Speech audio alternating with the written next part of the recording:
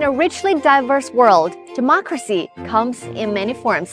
China's two sessions, the annual gatherings of the top legislature and political advisory body, offer observers a window into the idea and practice of whole process people's democracy. Each year, thousands of motions, proposals, and suggestions are submitted by national lawmakers and political advisors. So where do these motions and proposals go, and how effective is the democratic system? Today I'm joined by Zun from Pakistan. Zun is a research fellow from Xinhua University who has been living in China for 8 years. So Zun, talking about democracy, many people would say that there is no one-size-fits-all model. I agree with that. I think every country is unique. What matters is how effective the system is. It's interesting you mentioned effective. So how will you judge the effectiveness of a democracy? I think a democracy is one that's addressing problems for the people. It's helping people become better year by year with time, and one where the people have the biggest say. This is the defining factor. Interesting, and I agree. I believe we're going to find out during our visits to different lawmakers and political advisors here in Beijing. I'm looking forward. Ma Yide, a university professor in Beijing, has been re-elected this year as a national legislator. Over his first 5-year term as a lawmaker, he put forward dozens of motions or proposals.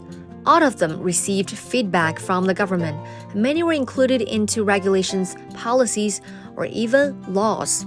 Among them, Ma's proposals on personality rights are a highlight. How did your suggestions get the attention from the government?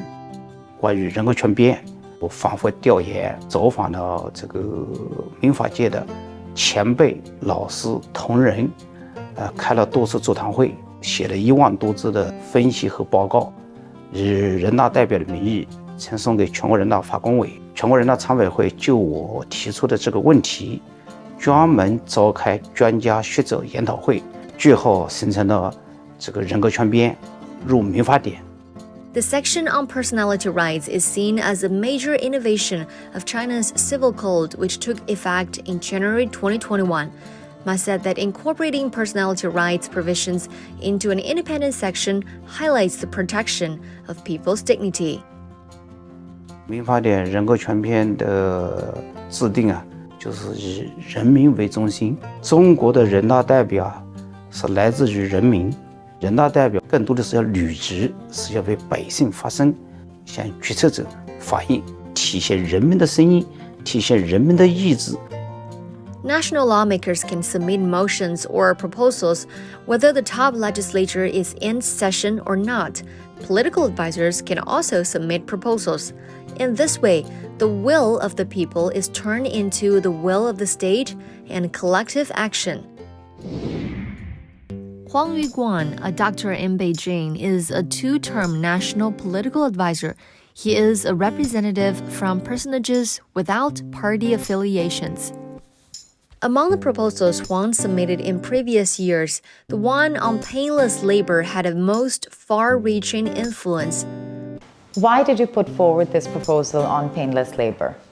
提案聚焦呢，主要是能够表现我们民众的期盼和他们的所需。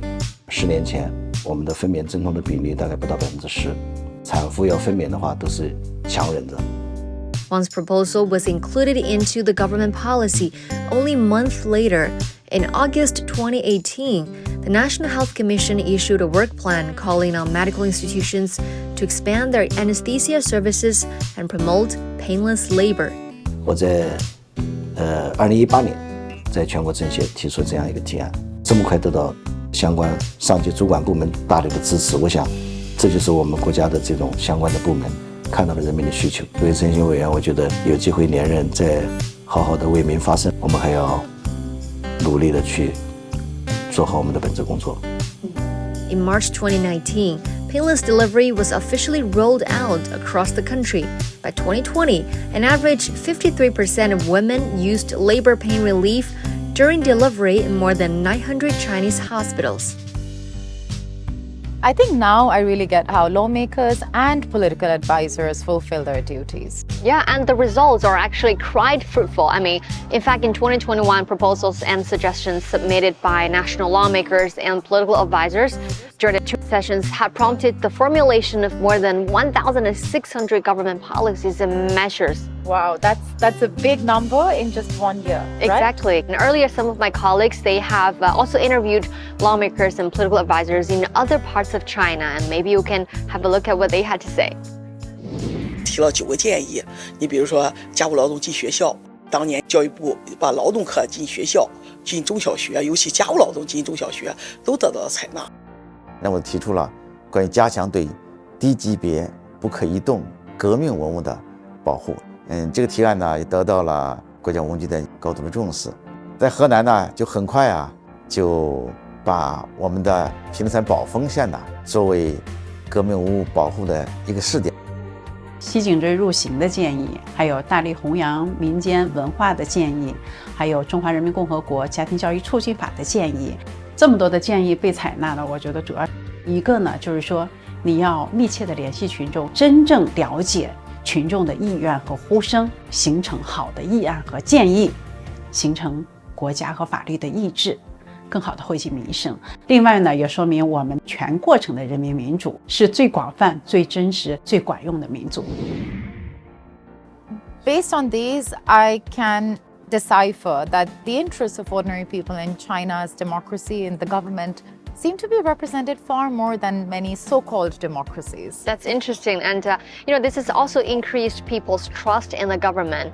I mean, according to the 2022 Elderman Trust Barometer, trust among Chinese citizens in their government in 2021 was 91%, ranking first among 28 countries surveyed. And that figure is constant with the finding of Harvard Kennedy School survey as well. After the 2 days visit, I think you probably noticed that here in China, democracy is seen as a means of solving problems. I think that's absolutely true. My belief, my understanding is that any system of governance should be about problem solving, about improving people's lives. And in that sense, based on our interviews, based on other experiences, I would be confident in saying that what China has an effective democracy in place. It's one that's carrying the voices of the people.